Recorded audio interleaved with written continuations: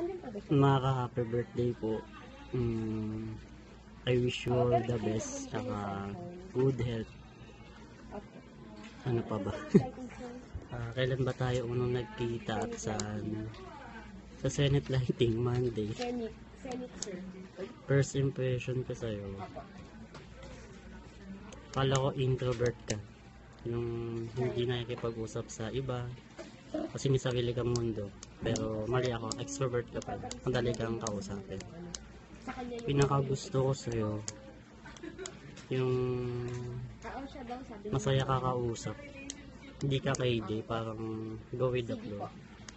Tapos yung hindi ko makakalimutan sa'yo, so far wala pa naman. Hindi meron.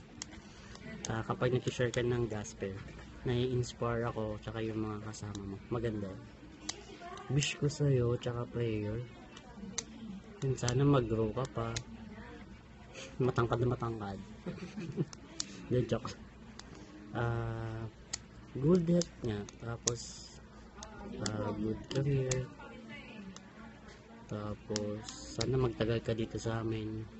Kahit ikaw na lang matira, aalis lang. Joke lang.